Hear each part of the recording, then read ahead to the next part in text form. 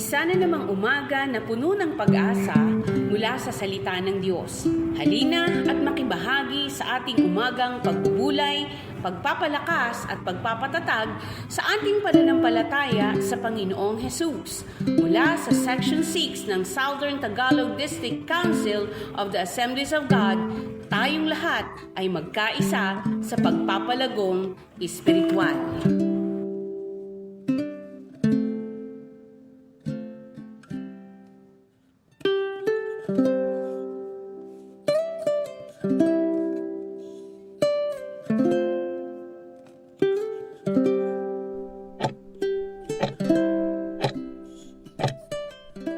Magandang araw pong muli sa inyong lahat. Kay ganda muli ng araw na ito, pagkat tayo binigyan ng panibagong buhay at lakas ng ating Diyos. Sa umagang ito, pasimulan natin ang ating buhay ng mayroong pagbubulay-bulay ng kanyang salita. Ang talatang ating pagbubulay-bulayan ngayon ay matatagpuan natin sa 1 Timothy chapter 6, verse 10. Ang sabi po ay ganito: sapagkat ang pag-ibig sa salapi ay ugat ng lahat ng kasamaan. Dahil sa paghahangad na yumaman, may mga taong nalalayo sa pananampalataya at nasasadlak sa maraming kapighatian.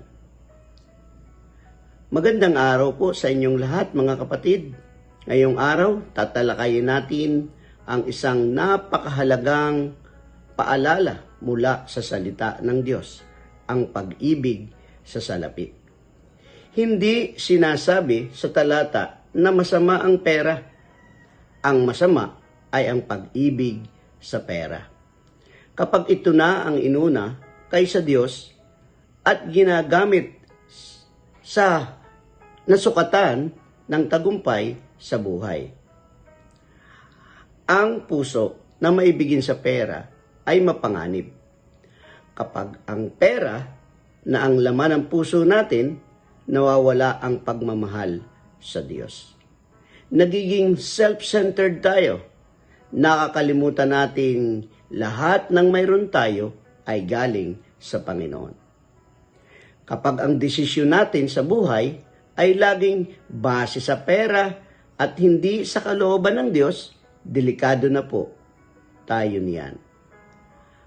Ang paghahangad sa kayamanan ay nagtutulak na palayo kay Kristo. Ayon sa talata, maraming nalalayo sa pananampalataya dahil sa sobrang pagkahumaling sa pagyaman. Halimbawa, si Judas Iscariote, ipinagkanulo ang Panginoon para sa 30 pirasong silver. Ano ang ending niya? Pighati, kalungkutan, kamatayan. Money can buy many things. Pero hindi nito kayang bilhin ang kaligtasan, kapayapaan, at tunay na kagalakan. Ang tunay na kayamanan ay matatagpuan kay Kristo. Sabi nga sa Matthew chapter 6, verse 33, but seek first the kingdom of God and His righteousness, and all these things shall be added to you. Hindi mali na magtrabaho at umasenso. Pero dapat malinaw, si Kristo ang una. Let money serve us, not the other way around. Mayroon akong isang kwento na nais kong ibahagi sa inyo. Ang title po ay Sa Likod ng Pilak. Tahimik ang gabi, tanging huni ng mga kuliglig at ihip ng hangin sa mga dahon ang naririnig. Sa gilid ng lumang bahay kubo, nakaupo si Elias, dating leader ng kanilang simbahan. Ngayon ay isang anino na lamang ng kanyang dating sarili. Bakit nga ba ako naligaw? Bulong niya sa sarili. Habang pinagmamasdan ang lukot na larawan ng kanyang pamilya. 2 taon na ang nakalilipas. Si Elias ay isang huwarang Kristiyano, makadiyos, mapagbigay at minamahal ng kanyang komunidad. Ngunit, dumating ang isang pagkakataon na nagpabago sa takbo ng kanyang buhay. Isang negosyanteng tagalunsod ang dumating at inalok siya ng partnership sa isang investment na siguradong yayaman. Elias, ito na ang hinihintay mong pagkakataon. Ginto ito. Makakabibili ka ng bagong bahay, sasakyan, kahit simbahan. Kung gusto mo, bulong ng tukso. Sa unay, nag-aalinlangan siya. Ngunit, unti-unting bumubulong ang puso niyang sabik sa kaginhawahan. Hindi naman siguro masama, kumpara rin naman sa pamilya at sa simbahan. Pangangatiwiran niya. Tinanggap niya ang alok, bumuhos ang pera, bumango ang pangalan niya sa lipunan, nakalimot siyang manalangin. Hindi na siya dumadalo ng simbahan. Unti-unti ang dating ng apoy, pananampalataya ay napalitan ng apoy ng kasakiman. Ngunit gaya ng apoy, ang yaman ay mabilis ding nauubos.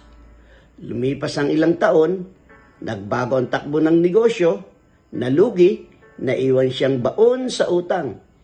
Iniwan siya ng mga kaibigan, maging ang pamilya niya ay lumayo, sawang-sawa na sa paulit-ulit na pagkakamali. Ngayon, mag-isa na siyang nakaupo, hinahaplos ang lumang Biblia na minsang naging ilaw ng kanyang landas. Binuklat niya ito at tumapat sa 1 Timothy chapter 6 verse 10. Sapagkat ang pag-ibig sa salapi ay ugat ng lahat ng kasamaan. Dahil sa paghahangad na yumaman, may mga taong nalalayo sa pananampalataya at nasasadlak sa maraming kapighatian. Tumulo ang luha ni Elias. Muli, Panginoon, kung maaari pa, itama mo ang landas ko. Pakiusap niyang durog ang puso. At sa katahimikan ng gabi, tila may marahang bulong ng pag-asa. Anak, ang pagbabalik loob ay laging bukas para sa nagsisisi. Ano ang hamon natin sa talatang ito sa atin? Sa talatang ito, tanungin natin ang ating sarili. Ano ang mas mahalaga sa akin? Ang Diyos o ang pera? Huwag tayong magpadala sa sistema ng mundo na ang sukatan ay tagumpay at yaman. Gamitin natin ang ating resources to bless others and to glorify God. Tayo po'y muling manalangin sa Panginoon. Aming Diyos at Ama, maraming salamat po sa inyong salita ngayong araw. Patawarin niyo kami kung minsan ay nauuna ang pera kaysa inyo. Baguhin niyo po ang aming puso na sa halip na mahalin ang yaman ng mundo ay mas mahalin ka namin ng buo at totoo. Turuan niyo po kami na maging mapagpakumbaba, mapagbigay at tapat sa inyo. Alisin ninyo ang anumang kasakiman at pagmamalasakit at palitan ito ng kabutihan, pananampalataya at pagmamalasakit sa kapwa. Ikaw ang tunay naming kayamanan, Panginoon.